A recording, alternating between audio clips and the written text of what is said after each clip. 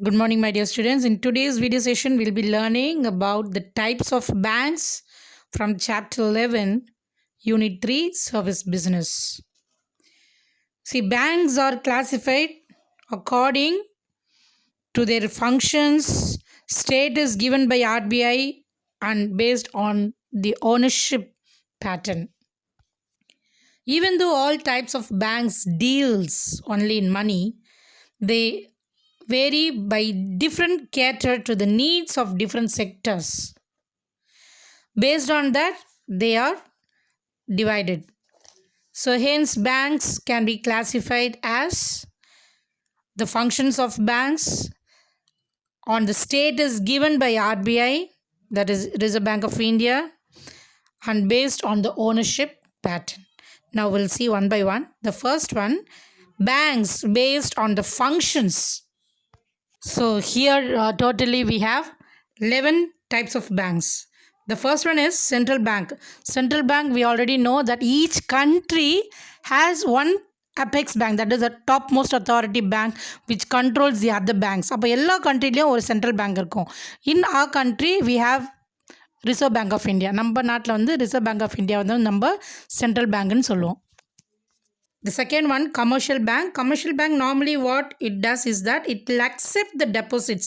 Public கிட்ட இருந்து deposit வாங்குறது and then invest பண்ணுவாங்க இல்லையா அந்த மணி, அதை திருப்பி என்ன பண்ணுவாங்க, they'll grant loans. அந்த மணியை திருப்பி என்ன பண்ணுவாங்க, யாருக்கெல்லாம் வேணும், அப்போ யாருக்கெல்லாம் தருவாங்க அப்படின்னு பார்த்தோன்னா traders, will buy and sell goods, export பண்ணுறவங்க, and then இண்டிவிஜுவல்ஸ் தனி நபருக்கு, அக்ரிகல்ச்சர் வேளாண்மை தொழில் இருக்க அந்த ஃபார்மர்ஸ்க்கு தருவாங்க, then industries, transport etcetera in order to earn profit. எப்படி ப்ராஃபிட் ஏர்ன் பண்ணுவாங்கன்னா அவங்க தர லோன்ஸ்க்கு வந்து ரொம்ப கம்மி விலையில் வந்து இன்ட்ரெஸ்ட் விடுவாங்க. ஓகே, தர லோனுக்கு கம்மியாக வந்து இன்ட்ரெஸ்ட் கலெக்ட் பண்ணுவாங்க. So their lending is in comparatively small amounts and mostly for short and medium பீரியடுக்கு மாட்டாங்க. ரொம்ப லாங் டேர்முக்குலாம் வச்சு ரொம்ப வருஷமாக நிறைய வருஷத்துக்கு வந்து அவங்க லோன்ஸ் தர மாட்டாங்க. மேபி மினிமம் பார்த்தீங்கன்னா ஒரு 1 year இல்லைனா 5 yearsக்குள்ளே அந்த மாதிரி they'll be providing loans. Example எடுத்துட்டோன்னா State Bank of India, Karur Vysya bank, Standard Chartered bank. The third one, development bank. These banks are started especially to expand, invest and modernize big industries. பெரிய பெரிய இண்டஸ்ட்ரீஸ்க்கு வந்து loans provide பண்ணுறது இந்த banks தான். Development பேங்க்னா mainly for industries, இந்த small scale industries, micro industries and then industries, பெரிய large industries, இவங்க எல்லாருக்குமே வந்து இந்த பேங்க்ஸ் வந்து they'll be providing loans. Example here it's given, Industrial Finance Corporation of India, Small Industries Development, in short they'll call it as SIDBI. Then Mudra Bank for the development of micro industries. Then the fourth one, cooperative banks. It is a bank which is owned by its customers or members who are farmers. So இந்த banks வந்து யார் வந்து கஸ்டமர்ஸாக இருப்பாங்க இல்லை அவங்களே own பண்ணுவாங்க அப்படின்னு பார்த்தோன்னா ஃபார்மர்ஸ், விவசாயம் பண்ணுறவங்க. தென் ஸ்மால் ட்ரேடர்ஸ், இவங்களாம் மோஸ்ட்லி எங்கே இருப்பாங்க பார்த்தா ரூரல் ஏரியாஸ். ரூரல் அப்படின்னாலே village side. Okay, so village that is it is not developed. So urban அப்படின்னா சிட்டி, ரூரல் அப்படின்னு சொல்லும்போது வில்லேஜ் சைட். ஸோ அங்கே இருக்கிற மக்களுக்கு வந்து இந்த பேங்க்ஸ் வந்து ரொம்பவே ஹெல்ப்ஃபுல்லாக இருக்கும். அவங்களுடைய சின்ன சின்ன அந்த ஒர்க்ஸ் எல்லாம் பார்த்தோன்னா தேல் பி ஹெல்பிங். மோஸ்ட்லி இந்த கோஆப்ரேட்டிவ் பேங்க்ஸ் என்ன பண்ணும், அவங்களுடைய சுய தொழில் சொல்லுவாங்க. ஓகே, ஸ்மால் ட்ரேடிங் எல்லாமே வந்து இவங்க அவங்களுக்கு லோன்ஸ் ப்ரொவைட் பண்ணுறது, அவங்களுடைய ஒர்க்கை வந்து இன்னும் ஸ்மூத்னிங்காக எந்த வித தடங்களும் இல்லாமல் ஸ்மூத்தாக ஃபங்க்ஷன் ஆகிறதுக்கு they'll be providing loans and they'll be helping them in order to develop their industries. அந்த ஸ்மால் ட்ரேடிங்கை வந்து இன்னும் நல்லா பெட்டராக டெவலப் பண்ண they'll be helping. இது எந்த மாதிரி பேங்க்ஸ்லாம் ஹெல்ப் பண்ணாங்க அப்படின்னு பார்த்தோன்னா நபார்டு. இவங்க வந்து mainly they'll be playing their role only for agricultural and rural development. Agriculture நல்லாவே தெரியும் நமக்கு, வேளாண்மை அதுவும் ப்ளஸ் அந்த ரூரல் டெவலப்மெண்ட் அப்படின்னு சொல்லும்போது இந்த முன்னேறாமல் இருக்கிற நிறைய ஊர்லாம் பார்த்தோன்னா ரொம்ப ரிமோட் வில்லேஜ் அப்படின்னு சொல்லுவாங்க. அங்கே இருக்கிற ஒரு ரோட்ஸ் போடுறது, ஐ மீன் அவங்களுக்கு ஃபெசிலிட்டிஸ், பேசிக் ஃபெசிலிட்டிஸ், ஹாஸ்பிட்டல்ஸ் கட்டித்தர்றது, ஸ்கூல்ஸ் கட்டித்தர்றது, நல்ல ஒரு ரோட் போடுறது, அண்ட் தென் வாட்டர், எலக்ட்ரிசிட்டி, இது எல்லாமே வந்து ப்ரொவைட் பண்ணுவாங்க. ஸோ முக்கியமாக எந்த பேங்க்ஸ் வந்து இவங்களுக்கு இது எல்லாமே இதில் எந்த பேங்க்ஸ் வந்து முக்கியமான பங்கு எடுத்துக்கிறாங்க அப்படின்னு பார்த்தோன்னா it's only NABARD. And also some other banks like Tamil Nadu State Apex Cooperative Bank. So they have their head office in Chennai. Madurai District Central Cooperative Bank. Then Batlagundu Cooperative Urban Bank, that is in Dindigul District. Next, fifth one, foreign banks. Foreign banks, it is a bank which has is registered office in foreign country. இந்த banks வந்து பார்த்தீங்கன்னா அவங்களுடைய head office வந்து வேறு country, ஃபாரின்னாலே இந்தியாவை விட்டு வெளியே. Okay, so head office வந்து வேறு கண்ட்ரியில் இருக்கும், பட் பிரான்ச்சஸ் வந்து இந்தியாவில் இருக்கும். ஸோ இப்படி இருக்கிற ஒரு பேங்க்ஸ் தான் நம்ம என்ன சொல்லுவோம், ஃபாரின் பேங்க்ஸ்ன்னு சொல்லுவோம்.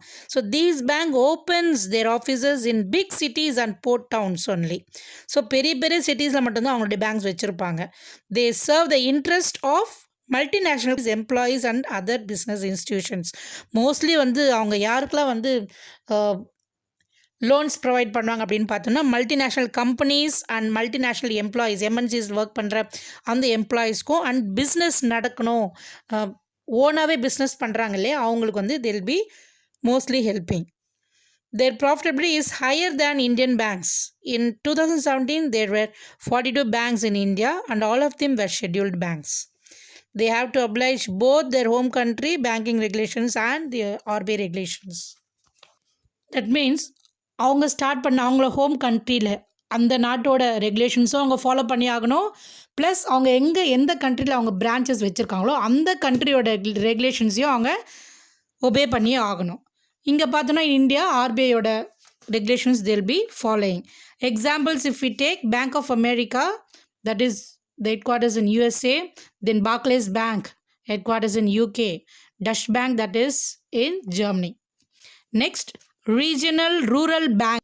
So this banks was formed under the Regional Rural Bank Act 1976. In 1976 அவங்க என்ன பண்ணாங்கன்னா இந்த ஆக்ட் வந்து பார்லிமெண்ட்டில் பாஸ் பண்ணாங்க. அப்போவே அந்த டைம்லேயே பார்த்தோன்னா ஒன்ஸ் அப்ரூவல் ஆன உடனே அவங்க எப்படி எஸ்டாப்ளிஷ் பண்ணாங்கன்னா ஆல்மோஸ்ட் 25 பேங்க்ஸ் வந்து எஸ்டாப்ளிஷ் பண்ணாங்க. And then as on 2016 there were 56 RRB, that is Regional Rural Banks in India, with 14,494 branches. Okay, so இது எப்படி ஃபார்ம் பண்ணாங்க அப்படின்னா jointly it was formed by the central government, state government and a sponsor bank. Sponsor bank அப்படின்னா ஒரு banks அவங்களுடைய ஸ்டாஃப்ஸை வந்து they'll be giving and then financial assistance எல்லாமே வந்து இன்னொரு பேங்க் வந்து இவங்களுக்கு அசிஸ்ட் பண்ணுவாங்க, ஹெல்ப் பண்ணுவாங்க. அது மட்டும் இல்லாமல் இங்கே வந்து ஷேர் கேபிட்டல் எப்படி அவங்க ஸ்பான்சர் பண்ணியிருப்பாங்கன்னா சென்ட்ரல் பேங்க் மட்டுமே 50% ஷேர் கேபிட்டல் வந்து they'll be contributing here for this regional rural bank RRBக்கு. அண்ட் தென் மிச்சம் இருக்க 50 எப்படி ஷேர் பண்ணுவாங்கன்னா ஸ்டேட் கவர்மெண்ட் வந்து 15%, ஸ்பான்சர் பேங்க் வந்து 35% they'll be sharing the capital towards the RB. So example, if we take Pallavan Grama Bank, that is in Salem, Tamil Nadu, Pandian Grama Bank, Thirumangalam in Madurai district, Vallalar Grama Bank in Chidambaram in Kadalur district, then Paduvai Bharadiyar Grama Bank in Villiyanur, Puducherry. In seventh one, specialized banks.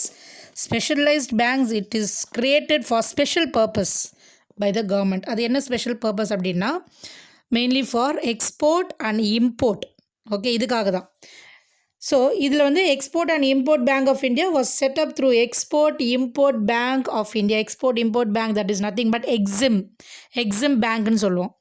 Okay, it was set up in 1981 இந்த act pass பண்ணி they started this. its main objective என்ன, அவங்களுடைய ஒரு main குறிக்கோள் என்னவா இருக்கும் அப்படின்னு பார்த்தோம்னா to facilitate international trade. International அப்படின்னா நிறைய நாட்டுக்கு நம்மளுடைய ப்ராடக்டை வந்து எக்ஸ்போர்ட் பண்ணுறதும் இல்லை மற்ற நாடுகள்லேருந்து நம்ம குட்ஸ் வந்து இம்போர்ட் பண்ணுறது தான் முக்கியமான இதுவாக.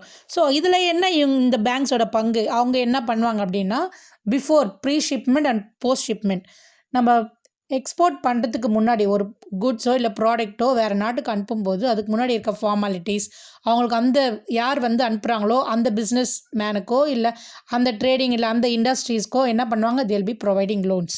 இந்த எக்ஸிம் பேங்க் தான் என்ன பண்ணும், பெரும் அளவில் வந்து அவங்க நிறைய finance they'll be providing.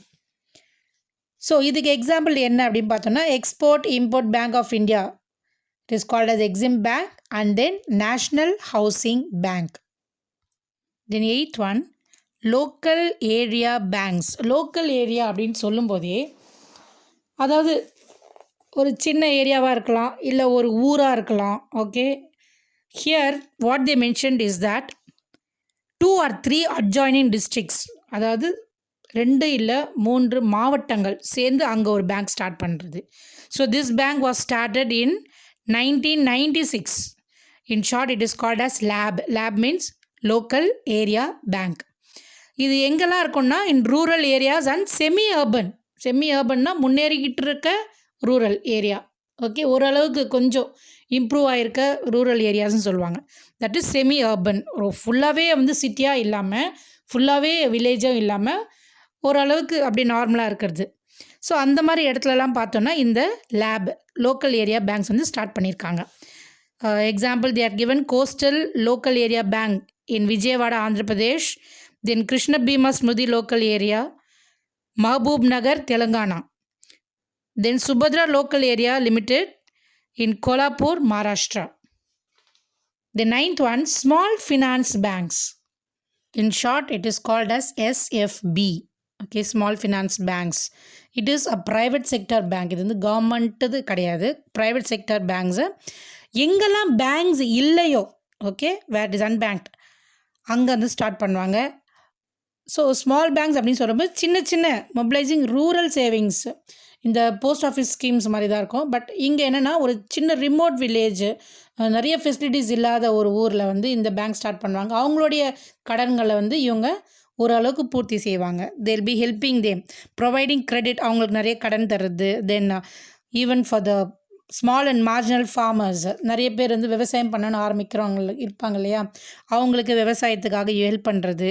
And then to micro and small industries. மைக்ரோனா சுயதொழில், அவங்க வீட்டிலே நிறைய பேர் வீட்டிலே வந்து இந்த ஸ்மால் ஸ்கேல் இண்டஸ்ட்ரின்னு சொல்லுவாங்க, சுயதொழில் செய்கிறது. அண்ட் தென் சின்ன சின்ன இண்டஸ்ட்ரீஸ்னால் ரொம்ப பெருசு கிடையாது, அங்கேருந்து வேறு ஊருக்கு விற்கிறது, அந்த மாதிரி இந்த பாய் பின்னுறது, அண்ட் தென் பொம்மை செய்கிறது, இது மாதிரிலாம் இருக்கும்ல, பாட் மேக்கிங், ஆல் தோஸ் திங்ஸ், இந்த மாதிரி இருக்கிறது எல்லாமே வந்து they'll be providing loans and other organise sector entities.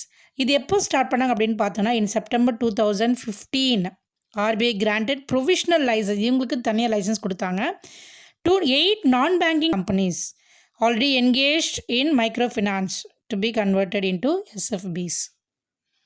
Then example, if we see ESAF SFB in Thiruvananthapuram, Kerala, then Ujjivan SFB Limited, Bangalore, Karnataka, then Fincare SFB, that is in Ahmedabad, Gujarat.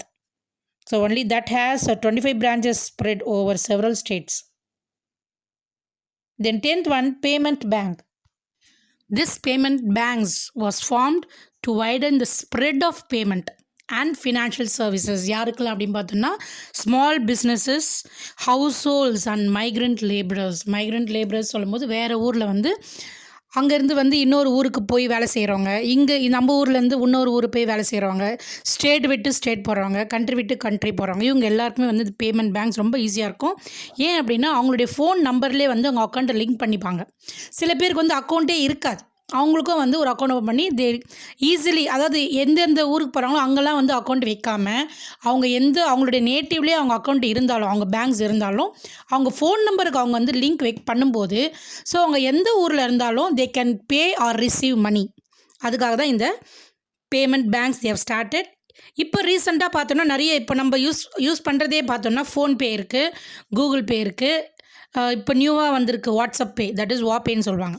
Okay, but இதுக்கு முன்னே first start பண்ணும்போது it was started by RBI in August 2015 அவங்க start பண்ணாங்க. And they gave licence to all the payment banks. அப்போ start பண்ணும்போது only 7 banks were there, payment banks. அதுக்கப்புறம் 11 வந்தது, 11 payment bank இருந்தது. பட் 5 வந்து ஷட் டவுன் பண்ணிட்டாங்க, ஏன்னா அந்தளவுக்கு வந்து யாருமே யூஸ் பண்ணலை. இப்போ இருக்கிற இதில் பார்த்தீங்கன்னா payment பேங்க்ஸில் only 5 or 7 is working under condition. Then example it's given here, Airtel Payment Bank Limited, Paytm Payment Bank Limited, India Post Payment Bank Limited. இது கூட வந்து நமக்கு ஃபினோ பேமெண்ட் பேங்க் இருக்குது, அண்ட் தென் ஃபோன்பே இருக்குது. So many is there. Okay, now the 11th one, multilateral development banks.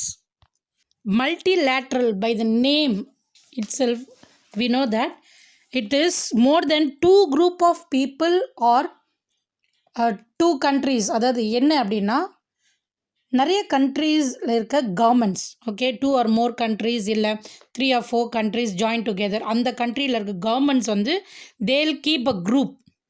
Okay, so it is formed by the governments of a group of countries. நிறைய கண்ட்ரியில் இருக்கிற governments வந்து they'll form one group. எதுக்காக இதை form பண்ணுறாங்கன்னா, to develop their country. So இந்த குரூப்பில் இருக்க கண்ட்ரிஸ் அவங்கவுங்க கண்ட்ரி டெவலப் பண்ணுறதுக்கு இந்த பேங்க்ஸ் வந்து ஹெல்ப்ஃபுல்லாக இருக்கும். இவங்களாம் சேர்ந்து உருவாக்குறது தான். Okay, the member countries consist of developed donor countries and borrow countries. இந்த கண்ட்ரிஸ், இந்த கவர்மெண்ட் சேர்ந்துருக்காங்க இல்லையா, வேறு வேறு கண்ட்ரியோட கவர்மெண்ட்ஸ் எல்லாம் சேர்ந்து ஒரு குரூப்பாக ஃபார்ம் இதுலேயே வந்து டோனராக இருப்பாங்க, இதிலே வந்து ஸ்பான்சர் பண்ணுற கண்ட்ரியும் இருப்பாங்க, அண்ட் தென் பாரோ பண்ணுற கண்ட்ரியாக இருப்பாங்க. அதாவது அவங்க எந்தெந்த கண்ட்ரி ஜாயின் பண்ணியிருக்காங்களோ அவங்களுடைய நாட்டு வளர்ச்சிக்குமே வந்து அவங்க மற்ற கண்ட்ரிக்கிட்டேருந்து பாரோ பண்ணுறதோ இல்லை மற்ற நாட்டுக்கு ஹெல்ப் பண்ணுறதுமா இருப்பாங்க. ஓகே, அந்த கவர்மெண்ட்ஸ் எல்லாம் சேர்ந்து ஃபார்ம் பண்ணுறது தான் it is called as multilateral development banks. Example, if you take International Bank for Reconstruction and Development, Asian Development Bank, African Development Bank and European Investment Bank are some of the MDBs, Multilateral Development Banks. இவங்கெல்லாம் help பண்ணாங்க மற்ற countries தான் அந்த குரூப்பில் இருக்கணும். Okay, okay students, so far we have learned the types of banks under the basis of its functions. In tomorrow's video session, we'll be learning about the types of banks on the basis of status and on the basis of ownership pattern. Go through the video session again, students. Thank you and have a nice day.